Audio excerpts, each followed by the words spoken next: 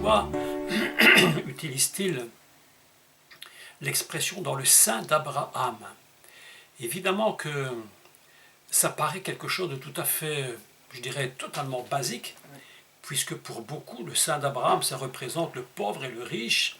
D'ailleurs, on va lire le texte en partie, où le pauvre se trouve évidemment dans le sein d'Abraham, et le pauvre, j'allais dire le pauvre riche, le pauvre gars, il est là, dans un endroit catastrophique, et puis il ne peut plus rien y faire, c'est trop tard.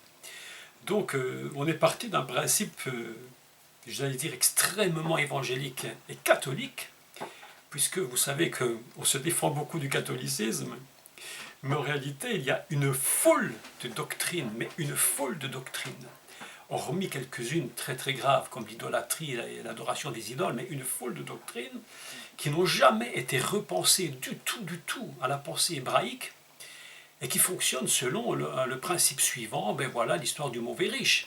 Il était riche, donc il était dans un mauvais endroit là-haut, et puis le pauvre, ben lui, ben il avait beaucoup de chance parce qu'il était dans un endroit fantastique.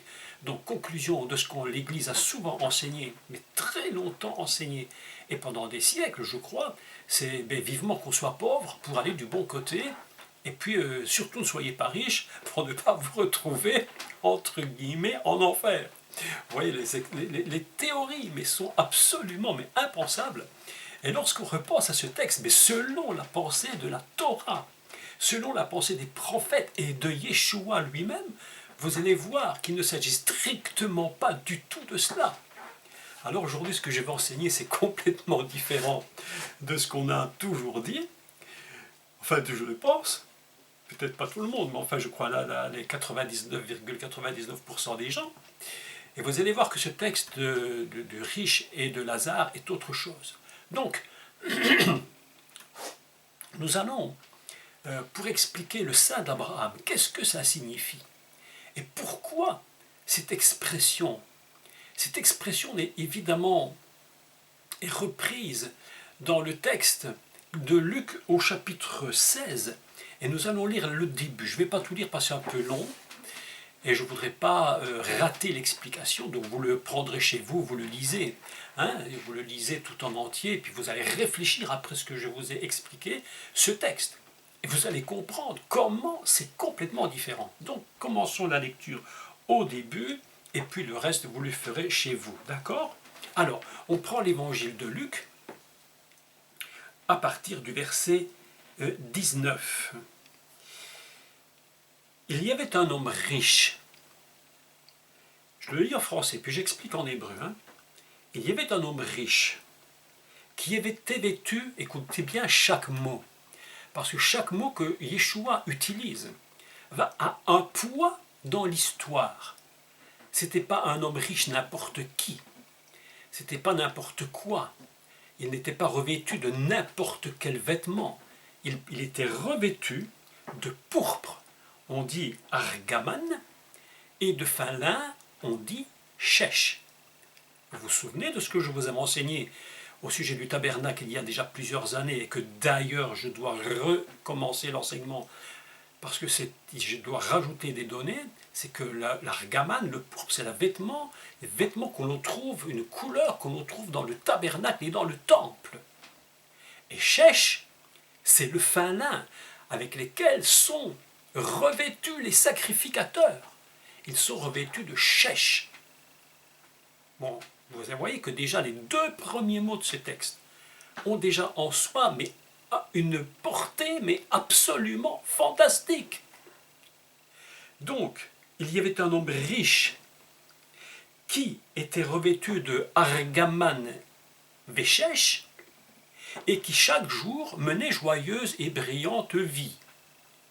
Un pauvre nommé Lazare était couché à sa porte couvert d'ulcères et désireux de se rassasier des miettes qui tombaient de la table du riche.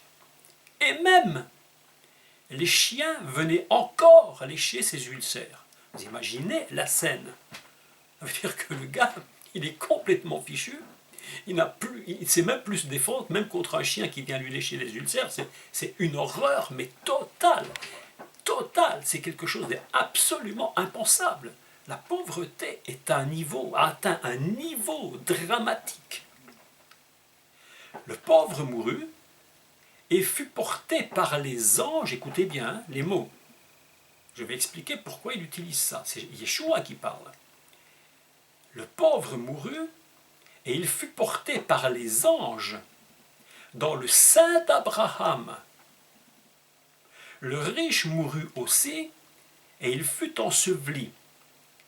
Dans le séjour des morts, il leva les yeux et tandis qu'il était en proie au tourment, il vit de loin Abraham et Lazare dans son sein. Il s'écria: Père Abraham, aie pitié de moi et envoie Lazare pour qu'il trempe le bout de son doigt dans l'eau et me rafraîchisse la langue, car je souffre cruellement de la flamme. Abraham répondit: Mon enfant, souviens-toi que tu as reçu tes biens pendant ta vie, et que Lazare a eu les maux pendant la sienne. Maintenant, il est ici consolé, et toi tu souffres. D'ailleurs, il y a entre nous et vous un grand abîme, afin que ceux qui voudraient passer d'ici vers vous, ou de là vers nous, ne puissent le faire. Je continue la lecture, j'ai commencé, je continue. Le riche dit: Je t'en prie donc, Père, envoie Lazare dans la maison de mon père. Écoutez les mots, hein. Car j'ai 5 frères, mes amis, pas 6, pas 3, pas 9. J'ai 5 frères, rappelez-vous le chiffre, 5 frères. Tout ça a un poids. Vous allez comprendre dans l'explication le poids de ces mots. Yeshua n'utilise pas des mots par hasard. Il ne raconte pas une simple histoire pour faire une histoire. J'ai 5 frères. C'est pour qu'il leur atteste ces choses, écoutez bien les mots, afin qu'ils ne viennent pas aussi dans le lieu de tourment. Abraham répondit, écoutez ce qu'il répond, très très très surprenant, ils ont Moshe et les prophètes. C'est tout un sens, Moshe et les prophètes, qu'ils les écoutent. Il répondit, non, Père Abraham, mais si quelqu'un des morts va vers eux, ils se repentiront. Et Abraham lui dit, s'ils n'écoutent pas Moshe et les prophètes, ils ne se laisseront pas persuader, même si quelqu'un des morts ressuscitait. Mes amis, rien que la lecture, mes amis, rien que la lecture du texte, la façon, j'espère, je l'espère, dont je l'ai lu, a déjà immédiatement attiré votre attention sur des choses auxquelles on n'a pas souvent l'idée même de ce que cela peut avoir comme poids de révélation. Alors je commence. El Reik Abraham. El Reik Abraham signifie dans le sein d'Abraham. On va commencer par expliquer cela. Donc dans le sein d'Abraham, cela veut dire en réalité dans son intérieur.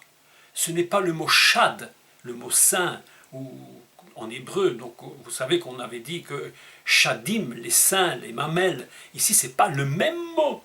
C'est le mot reik, el reik Abraham, dans l'intériorité d'Abraham. Dans tout ce qui tourne autour de sa propre vie à Abraham. C'est ce qu'on dira, comment on dit ça en français, le giron, tout ce qui tourne. Hein, tout ce qui tourne autour d'Abraham, dans son intériorité, dans son corps, dans sa vie, dans son être profond, dans son essence profonde. El Reik Abraham. On peut le lire de deux façons. Soit El Reik Abraham, et on le lit dans le sein d'Abraham, ou on peut lire, si on retire toute voile et qu'on lit quelle est lettre, El Elohim. Reik, l'intérieur, dans l'intérieur de Elohim, Abraham. Autrement dit, il y a une résurgence de Dieu dans la notion abrahamique. Je vais continuer, écoutez. Que se passe-t-il? Il faut savoir d'abord ce que signifie, ce que dit Yeshua, pour pouvoir expliquer ce que représente le sein d'Abraham. Il faut d'abord comprendre une première notion. Yeshua est en train de parler dans une époque particulière à des gens qui sont là, dont la Bible dit ce sont ses disciples, mais les disciples connaissent évidemment tout ce qui se passe dans le temple, tout ce qui se passe en Israël. Les disciples connaissent le fonctionnement du temple, de tout ce qui s'y fait. Et ils savent qu'en Israël, et Yeshua, alors lui, il le sait vraiment, il y a plusieurs types de sectes différentes. Quand on dit des sectes, ce n'est pas dans le sens d'aujourd'hui, des différentes façons de comprendre la Torah, d'accepter, de refuser. Et Yeshua sait très bien qu'au temple, qui gère le temple? À l'époque de Yeshua, ce sont les Sadducéens. Et les Sadducéens, ils ne croient ni aux anges, ni à la résurrection. Donc évidemment pas même à la vie après la mort. C'est une notion qu'ils refusent. Par contre, les pharisiens, eux, le croient. Donc vous voyez qu'il y a là des personnes au temple qui ont des comportements terribles. Et ces personnes, elles sont en train de faire des choses mais absolument terribles dans ce temple. Yeshua va leur reprocher, vous êtes des voleurs, vous prenez dans le temple, vous faites du commerce, et Yeshua va renverser les tables, parce qu'il y a des personnes dans ce temple qui agissent d'une façon mais absolument mais scandaleuse. Et les Sadducéens ne croient pas. Que fait Yeshua? Première chose qu'il fait, eh bien, à travers ce récit dont il parle, il est en train de dire aux gens, oui, il y a une vie après la mort. Oui, après la mort, il y aura un jugement. Oui, il y a des anges. Pourquoi est-ce qu'il dit? C'est la raison pour laquelle il explique que le Lazare, lorsqu'il va être transporté après la mort, il est transporté dans le sein d'Abraham par des anges. N'en déplaise aux Sadducéens, il est transporté par des anges. Il explique qu'il y a d'autres lieux où justement après la mort, l'âme, l'esprit des gens va se trouver. Évidemment que ceux qui l'écoutent, mais ils ont compris quelque chose. Ils n'entendent pas de leurs oreilles la même chose que vous et moi nous entendons. Ils n'entendent pas la même chose. Ils comprennent, ils savent qu'il y a des différences, qu'il y a des incompréhensions, qu'il y a des doctrines qui sont absolument, j'allais dire, mais complètement à côté de la réalité de ce que Dieu enseigne lui-même. Oui, il y a une vie après la mort. Oui, il y a des anges. Oui, il y a des endroits différents. Même si les Sadducéens ne le croient pas. Et c'est eux qui sont au temple. Et voilà que nous apprenons qu'il y a un monsieur, avant d'aller plus loin, je voudrais faire une différence, et je vais l'expliquer, la différence qu'il y a entre Abraham, qu'on appelle Abraham Avinu, Abraham notre père, toujours aujourd'hui, lorsqu'on parle d'Abraham, dans l'Israël d'aujourd'hui, vous entendez constamment les Juifs parler de Abraham Avinu, Abraham notre père. Et on dira Moshe Rabbeinu. Moshe, c'est lui notre maître, notre enseignant, celui qui nous a donné la loi, qui va enseigner, qui va donner. La différence qu'il y a, pourquoi ne dit-on pas Moshe Avenu? Pourquoi Abraham Avinu? Pourquoi Abraham notre père? Eh bien, il faut d'abord comprendre un principe. Et je vais reprendre une idée très fondamentale.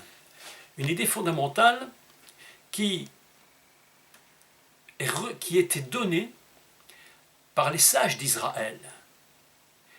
Lorsque l'on lit dans Bereshit chapitre 2 et au verset 4, Vaitoldot Hashamahim ve'achetz be'yibacham, les sages d'Israël nous enseignent que voici donc l'histoire, voici donc, comment ils disent, les engendrements des ciels et de la terre. Quand je dis des ciels, je ne dis pas des cieux, parce que si je dis des cieux, lorsqu'on parle des cieux, les gens évidemment pensent ce qu'on voit ici, alors que le mot serait plutôt des ciels différents, et la terre, Behi-Baram en leur création. En réalité, Behi-Baram, les sages nous disent, on peut lire en Abraham. Voici l'histoire des cieux et de la terre en Abraham. Ce qui voudrait dire que dans la pensée fondamentale d'Abraham, il y a une pensée très dominante, très forte, très puissante, qui nous montre que dans l'idée, Abraham était au commencement de l'univers, au commencement du monde. Il y a quelque chose au début du monde en Abraham, c'est-à-dire la notion de la volonté divine de faire sortir de ce personnage la nation d'Israël ainsi que les nations qui croiront en Dieu par Abraham. C'est-à-dire qu'évidemment, on sait très bien que Abraham n'est pas Dieu. Mais l'idée fondamentale, c'est qu'il est là-haut dans l'idée, dans le projet divin pour faire naître la nation d'Israël et pour amener la terre entière dans la foi qui va permettre le salut dans le Mashiach. C'est pourquoi ils disent que l'on peut lire, et la lecture est très intéressante, ainsi, voici l'histoire des cieux et de la terre en Abraham, par lui. Voilà un texte très intéressant, parce qu'évidemment, dans le son hébraïque, celui qui a entendu Behi-Baram, tout de suite il entend quelque chose qui rappelle immédiatement la notion d'Abraham. Alors, évidemment que en Abraham se trouve toute la pensée divine, toute la volonté de Dieu, toute la sagesse de Dieu, toute la bonté de Dieu se trouve en lui. Ça veut dire quoi? Très important maintenant. Ça veut dire qu'en lui, ça exclut absolument toute autre idée qu'il y ait d'autres divinités. Abraham, en lui, détient ce secret de toute la promesse, et il n'y a aucun autre Dieu que le Dieu un. Et d'ailleurs, Abraham, dont nous allons parler, c'est celui qui va évidemment quitter le polythéisme pour rentrer dans le monothéisme. Et c'est lui qui va devenir le père, avant de devenir le père des nations, par les promesses, il va être lui celui qui va capter immédiatement la pensée d'un Dieu unique, avant d'aller plus loin et d'expliquer le fondement de ce qu'on appelle Reik Abraham, El Reik Abraham, le sein d'Abraham. Je vais maintenant revenir sur un autre mot. Écoutez bien ce que ça signifie, parce que on se trouve dans une traduction française qui met une confusion totale dans la pensée et dans le texte. Le mot très important que Yeshua utilise, c'est lorsqu'il parle d'un monsieur qui s'appelle Lazare. Évidemment, lorsqu'on lit en français Lazare, on n'a évidemment pas du tout le sens de ce que ça signifie. Le mot Lazare, monsieur Lazare, d'ailleurs il y a des gens, je connais un monsieur qui s'appelait le prophète Lazare en Afrique, il s'appelait prophète Lazare.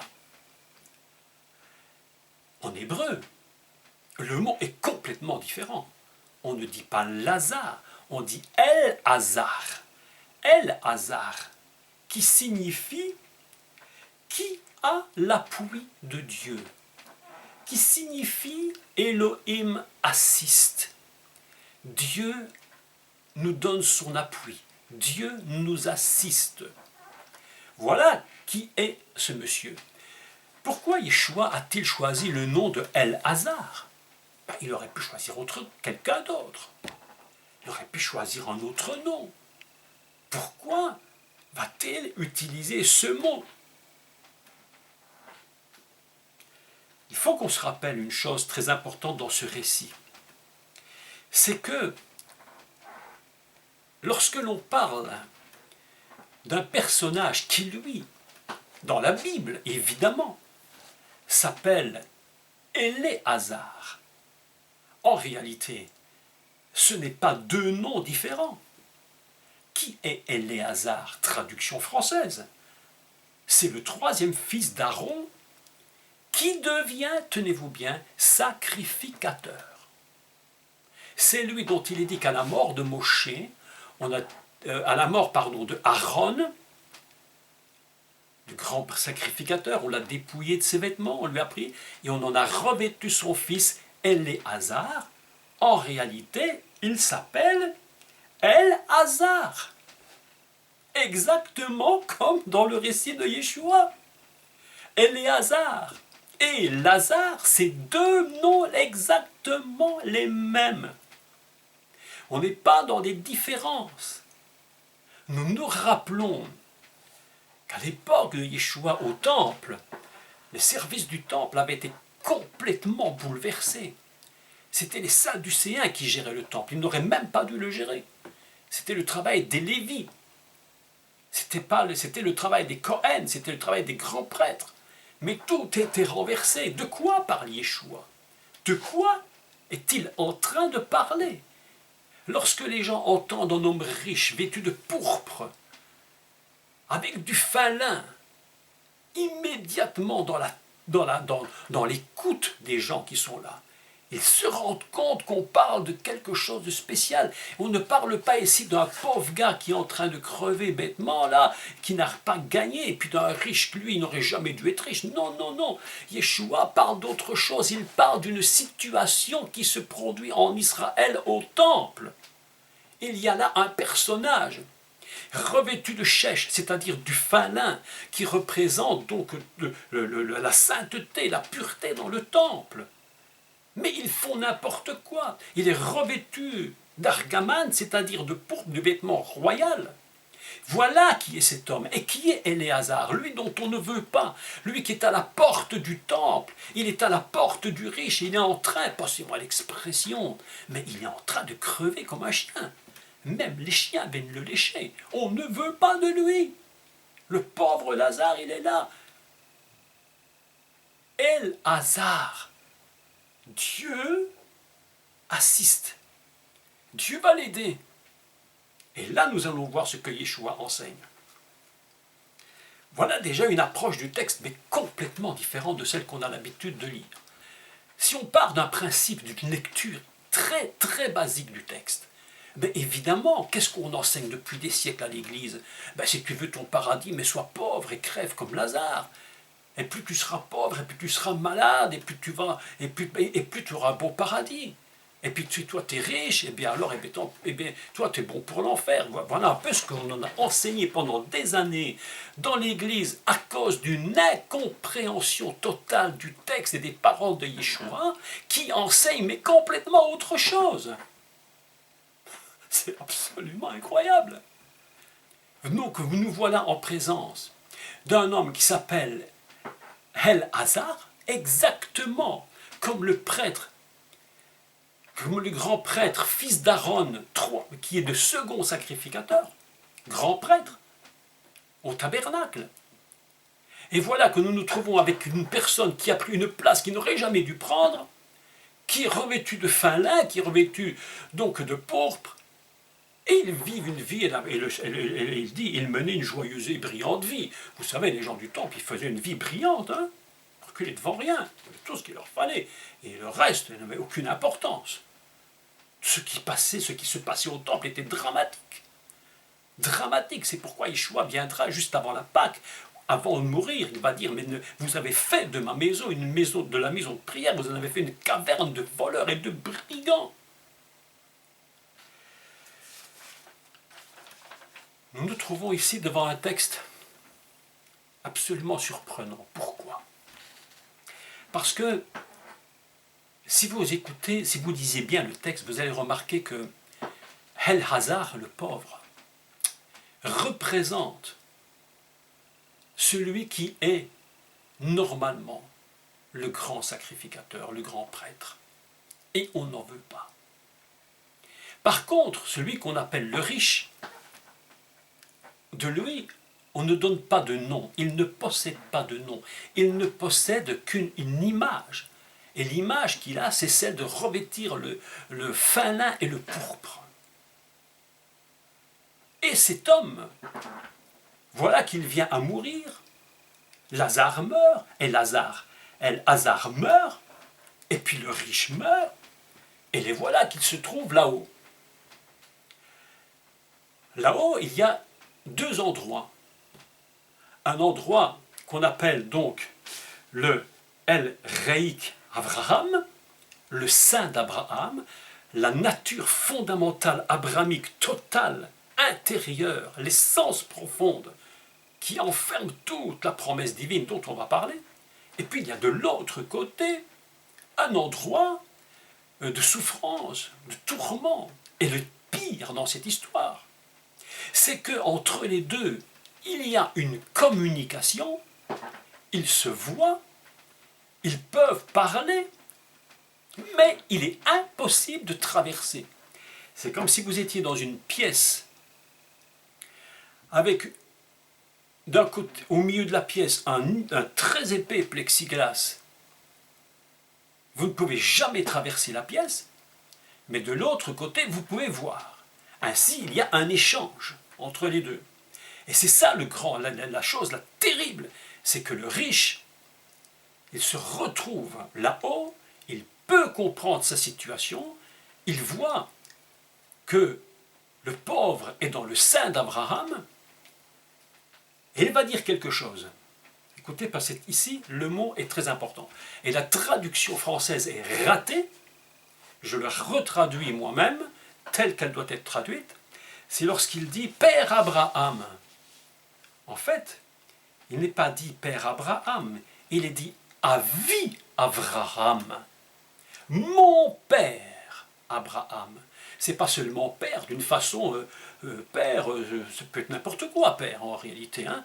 Je peux dire, ah, tiens, le père de ce monsieur, le père de celui-là. Mais si je dis c'est mon père, Avi Abraham, j'ai une autre dimension. Je reconnais que tu es mon père. Je le reconnais. La différence, c'est que je le reconnais, mais je ne peux pas en aucun cas aller dans le sein d'Abraham. Lazare, lui, ne dit jamais un mot. Une fois qu'il est là-haut, vous avez remarqué, il n'ouvre pas la bouche, il ne dit rien. Le seul dialogue, c'est entre Abraham et entre le riche, enfin l'ex-riche, parce que maintenant il est plus riche. Maintenant, avant d'aller plus loin, je me dois d'expliquer qui est Abraham et pourquoi la Torah, les Yeshua, parle que le pauvre, El-Hazar, se retrouve dans le sein d'Abraham, El-Reik Avraham. Et pourquoi tout compte fait? Mais c'est là la question. Pourquoi Yeshua n'a pas dit, ben voilà, le pauvre est mort, et puis maintenant il est parti, il est auprès de Dieu. Voilà, dans le ciel, quelque part, là, formidable, et là, il est tranquille dans la présence de Dieu, puis voilà. Pourquoi est-ce qu'il utilise El-Reik Avraham? Pourquoi est-ce qu'il parle d'Abraham? Eh bien, nous allons repenser maintenant pendant quelques minutes. Et vous voyez que ça demanderait, cette parole de Yeshua nous demanderait des heures et encore des heures et des heures pour expliquer tout en détail ce que représente ce récit. Voilà que nous devons expliquer maintenant qui est Abraham et pourquoi est-ce qu'il est dans le sein d'Abraham. Je vous ai dit tout à l'heure qu'il est écrit « El toldot Hashamahim ve'haaretz be'ibaram » Ainsi est l'histoire du commencement des ciels et de la terre en Abraham. Ça peut être lu comme cela. Pourquoi? Parce qui est Abraham? J'avais dit que, et je répète, première chose, Abraham, c'est celui qui quitte les idoles. Il quitte Ur-Kaldim pour aller dans la promesse de Dieu. Il va donc, c'est le premier personnage dont il est dit vraiment, clairement, qu'il va reconnaître le Dieu un, Echad, le Dieu unique. Il quitte le polythéisme et les idoles. Vous savez que dans le Midrash, mais c'est le Midrash, je ne dis pas que c'est dans la Torah, mais le Midrash explique qu'Abraham a quitté les idoles. Les musulmans d'ailleurs vont reprendre cette idée dans le Coran, qu'Abraham a quitté les idoles, qu'on l'a jeté dans une fournaise et qu'il en est sorti vivant. Bon, il y a toute une histoire qui est là derrière. Hein. Je ne sais pas si il faut y apporter trop d'intérêt, peut-être, peut-être pas, mais en fait, qu'importe. Mais voilà qu'Abraham quitte Ur-Kaldim, il quitte donc les idoles de son père, de tous ceux qui l'ont précédé, pour s'attacher à la révélation fondamentale du Dieu un. Vous imaginez dans la pensée, dans l'idée de ce que ça représente pour les Juifs. C'est le fondement du monothéisme, le Dieu Érad, dont ils parlent et dont ils confessent. Il faut la confession de foi. Hein, l'Éternel notre Dieu est un, Érad. Voilà Abraham. Déjà, quand il se trouve dans ce lieu, on a déjà une idée de ce que représente Abraham là-haut. Deuxième chose, c'est le Père qui a reçu fondamentalement les promesses. Ce que Dieu avait promis se trouve dans l'essence même fondamentale d'Abraham. Je les passe rapidement parce que le temps passe vite. 3. Il est, et les Juifs ils le savent, parce que quand ils entendent Yeshua parler du sein d'Abraham, ils savent qu'Abraham c'est le fondateur, celui qui va être père de l'engendrement d'Israël. C'est pourquoi ils disent Abraham Avinu, Abraham notre père, et non pas Abraham Rabbeinu, mais Avinu notre père. Quatrièmement, c'est celui dont il est dit qu'il marchait devant Dieu. Italer les panaï, il marchait devant Dieu, devant la face de Dieu. C'est pas n'importe qui, c'est un homme qui avait la capacité de savoir tellement ce que Dieu voulait, que les maîtres d'Israël nous enseignent, que si Noé marchait avec Dieu, ce qui est déjà une chose fantastique, Abraham marchait devant lui, il était capable d'anticiper la volonté de Dieu, tellement il savait ce que Dieu voulait. Vous savez mes amis, le jour où nous connaîtrons tellement ce que Dieu aime, ce qu'il aime que l'on fasse, eh bien, avant même qu'il nous le demande, nous sommes capables de devancer ce qu'il nous demande, tellement nous savons, nous le connaissons. Voilà qui est Abraham. Et le pauvre se trouve dans le sein de ce personnage-là. Vous imaginez pour les Juifs ce que ça représente. Il est dit que c'est celui qui a fait qui a sorti les âmes qu'il avait faites. On dit Ve'et anefesh asher asu, les âmes qu'il avait faites. Il avait sorti de Ur-Kaldim des âmes qu'il avait construites lui-même. Ces gens, il les a transportés avec lui. Voilà pourquoi, j'allais dire que El-Hazar se trouve avec lui dans le sein. Là-haut, vous imaginez, dans la pensée juive, dans les gens qui écoutent cette histoire que Yeshua est en train de raconter, là, tous ses disciples sont là, imaginez dans leur tête, comment ça tourne dans la tête, comment ils sont en train de comprendre, mais des choses impensables, extraordinaires. Ils entendent tout ça, ils comprennent qui est Abraham. Abraham, c'est le personnage qui fondamentalement va créer les premiers autels à l'Éternel, autels des souvenirs, autels de ce que Dieu a fait. Abraham, c'est celui qui revient et qui est le vainqueur des rois. Abraham, c'est celui qui rencontre Malkitsédek, qui lui donne la dîme de tout, parce que 10, évidemment, vous comprenez bien que ça représente Dieu et l'unité divine. Mes amis, lorsque le riche voit le pauvre dans le sein d'Abraham, le riche a tout de suite compris. C'est pourquoi l'expression dans le sein d'Abraham est extrêmement importante. Si on avait dit il était avec Dieu, ça peut se comprendre, mais c'est encore très très impersonnel, mais pas pour un juif. Pas pour un juif. Vous imaginez pour un juif ce que ça représente. Être dans le sein d'Abraham, dans son intériorité, dans son essence. Ça veut dire que je participe totalement à ce personnage. Je suis totalement enfermé avec lui. Si je suis là-haut, c'est grâce à Abraham Avinu. Et le riche voit cela.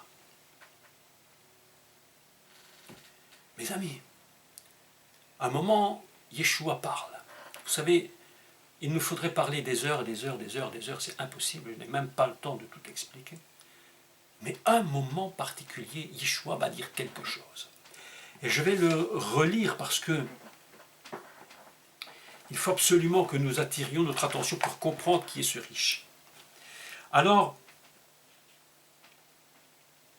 voilà, nous allons relire, je fais une petite ligne, voilà, une parole que Yeshua va dire. Écoutez bien ceci. Là, le riche, enfin l'ex-riche, on va dire l'ex-riche parce qu'il n'est plus, tout à coup se rend compte de ce qu'il est. Et il se rend compte de ce qui se passe sur cette terre. Là, au temple, en Israël. Je vous rappelle au passage, encore et encore, que ce riche, c'est pas monsieur tout le monde qui a beaucoup d'argent.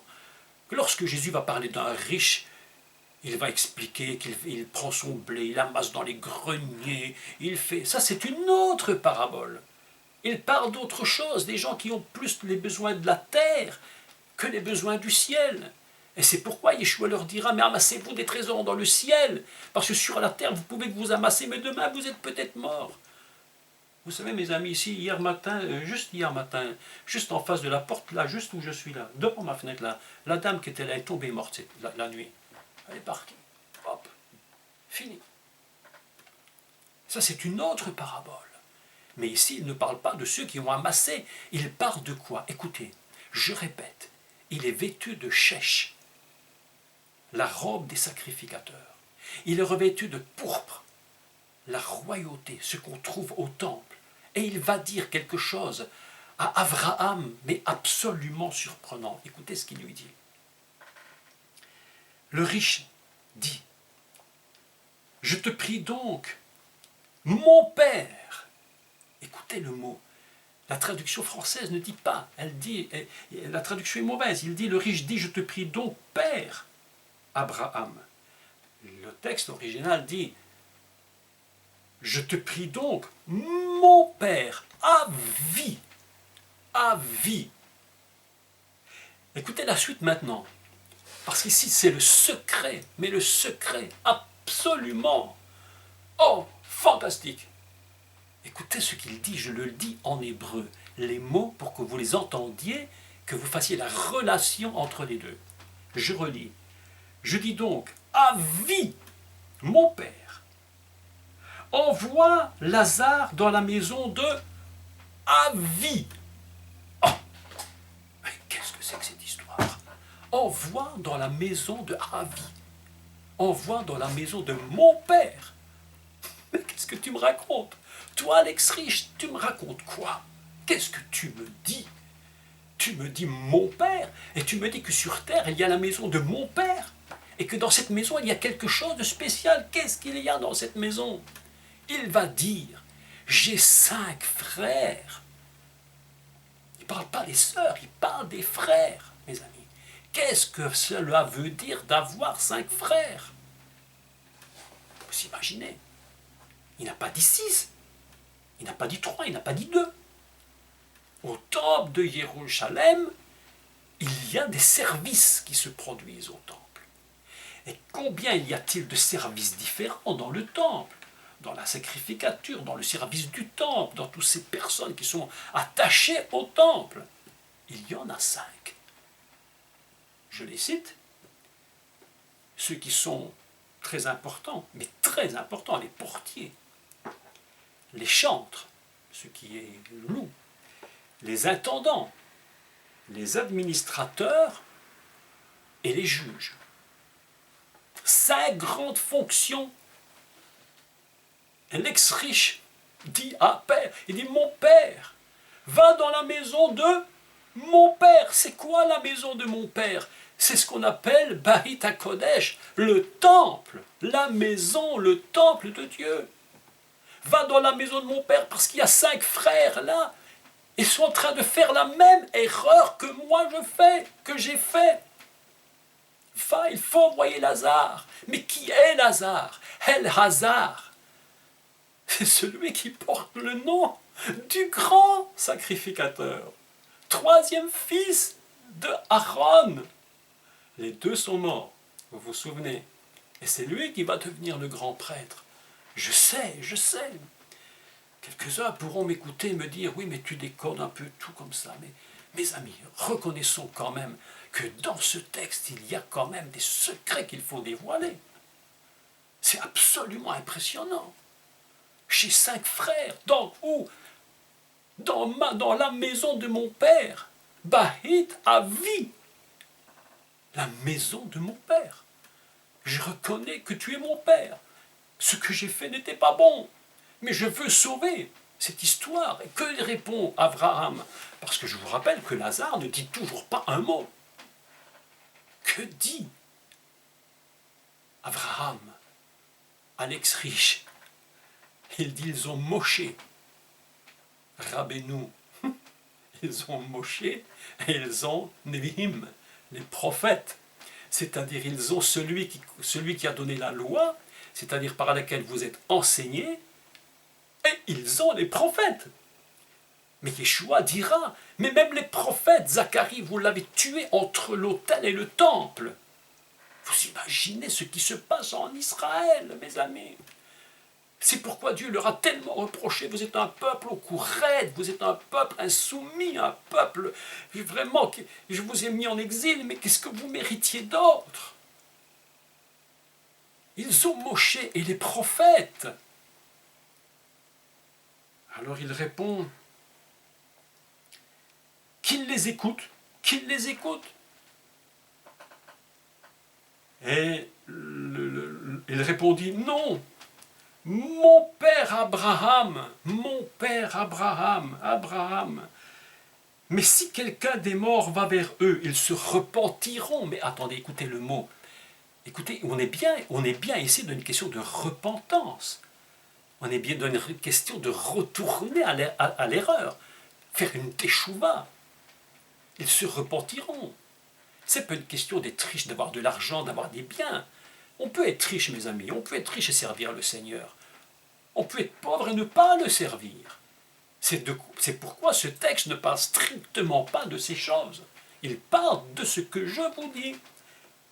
Ils se repentiront, mais se repentiront de quoi? Mais de leur comportement dans le temple. Les administrateurs laissent tout faire. On chante, mais qu'est-ce que ça change? C'est devenu un boulot, un travail, c'est tout, c'en est là. Et Abraham lui répondit, si ils ne sont pas capables d'écouter Moshe et les prophètes, ils ne se laisseront même pas persuader, même si un mort venait à ressusciter. Mes amis, mais un texte comme celui-ci est impensable. Mais écoutez, on a besoin, et je le sens tellement fort en moi, tellement on a besoin de rentrer dans les paroles de Yeshua, de discerner ce qu'il dit. Il ne parle pas des gens pauvres ou riches, ce n'est pas ça du tout. Il parle d'un monsieur qui s'appelle El-Hazar, qui est l'image du sacrificateur rejeté dont on ne veut pas. Ils ont pris une place qu'ils ne devaient pas prendre. Ils ont fait du n'importe quoi, mais voilà, ils se sont enrichis sur le compte de Dieu, sur le compte du temple. Ils ont fait tout, et sans avoir aucune conscience de ce qui est bon ou mauvais. Voilà. Qui a tué le Mashiach? Les Sadducéens. C'est eux qui ont fait cela. Mes amis, un texte comme celui-ci demande tellement d'explication, tellement de compréhension. Incroyable. C'est pourquoi la réponse à la question qui m'était posée, pourquoi dit-on dans le sein d'Abraham? Parce qu'il représente la totalité, l'essence totale de ce que Dieu a donné au monde et à Israël. La notion avramique abrahamique est très bien comprise par ceux qui écoutent Yeshua. Ils se rendent compte que s'ils sont là en tant qu'Israël, malgré tout, c'est parce qu'il y a Abraham, le Père. C'est pourquoi tu retournes vers le Père, la notion fondamentale du commencement de l'univers, représentée ici dans la pensée en leur création ou en Abraham. Voilà un texte absolument, mais fabuleux, fabuleux. Ce matin, je me suis levé très tôt, je réfléchissais, je disais, mais mon Dieu, mais explique-moi, parce que ce qu'on m'a toujours enseigné n'est pas juste. Il ne s'agit pas de cela. Donc, mes amis, en conclusion de tout ça, je voudrais rappeler que celui qu'on appelle Lazare, en réalité, représente El-Hazar, celui qui est sacrificateur et que l'on a rejeté, dont on ne veut pas, celui qui aurait dû officier littéralement au temple, est un rejeté, quelqu'un qu'on a rendu pauvre, misérable. Il voudrait même se rassasier, écoutez les mots, il voudrait bien se rassasier des miettes qui tombent de la table. Mais attendez, pendant que eux sont en train de se goinfrer les quelques miettes, il ne voudrait même s'en rassasier. Et le pauvre qui normalement devait être à sa place se retrouve là en train de supplier pour avoir quelques miettes. Mes amis, c'est de cela que Yeshua parle. Il dit, regardez l'état du temple, regardez l'état de la sacrificature, regardez de quoi ils se permettent. Regardez, mes amis, aujourd'hui, je vous dis avec force et sincérité, ne croyez pas que ce texte est bon pour prêcher la pauvreté comme un système de sainteté. C'est faux, c'est absolument faux. Mais ce que je trouve terrible dans les églises, aujourd'hui, dans l'œuvre de Dieu, dans les ministères, c'est que beaucoup de personnes devraient être à la place que Dieu leur a choisie, et en finalité, on a usurpé leur place, et c'est des gens qui ne mériteraient pas d'y être, qui y sont. Et on voudrait parfois se rassasier des miettes de ces gens-là, je vais vous dire. Les miettes de ces gens, qui se les gardent, qu'ils se les gardent. Et c'est pourquoi, lorsque El-Lazare meurt, il se retrouve où? Dans le cœur, dans les sens même de la promesse divine. Celui qui a tout commencé, Abraham Avinu. Et chaque juif sait de quoi il s'agit. Vous imaginez la portée que cela a au moment où Yeshua déclare ces choses, et vous imaginez ce que cela va représenter par rapport à ceux qui l'entendent, et qui, eux, peut-être, sont là également. Parce que vous savez que, à l'époque de Yeshua, on envoyait des espions pour voir ce qu'il disait. On le surveillait. Et alors c'est absolument extraordinaire parce que lorsqu'il revient de rendre rapport au temple, on dit alors comment avez-vous trouvé? Alors il dit, jamais personne n'a parlé comme cet homme-là. Et alors ils sont choqués, ils disent, mais attention, mais attendez, mais est-ce que vous allez aussi vous laisser séduire par lui? Ils envoyaient des espions. Vous imaginez ceux qui ont entendu ces choses et qui ne croyaient ni à la résurrection, ni à la vie après la mort, ni aux anges, ni à la vie éternelle. Ils ne croyaient en rien. Ils sont en train de comprendre ce que veut dire cette parole de Yeshua. Mes amis, voilà un texte. Je vous demande évidemment une chose aujourd'hui. C'est vous qui le ferez si vous voulez, bien entendu, je n'impose rien. De relire ce texte, de le repenser avec les nouvelles idées que je vous ai données ce matin, de méditer vous-même de développer le thème dans votre esprit, dans votre tête, de percer les mystères que probablement même moi je n'ai pas pu encore comprendre. Je n'ai pas tout compris évidemment. Mais que vous alliez chercher, découvrir, prendre les clés, ouvrir les codes avec que je vous ai déjà enseigné, les lettres, les mots, les chiffres, et que vous ouvriez des portes, des clés, que vous rentriez dans le texte d'une façon nouvelle. C'est ça mon but. Ce matin, un but que j'ai, c'est de vous donner des clés, de vous donner les codes, de vous mettre des pistes dans lesquelles vous allez comprendre ce que probablement vous n'avez pas compris. Non pas que vous n'étiez pas capable, mais parce que l'enseignement était faussé à la base.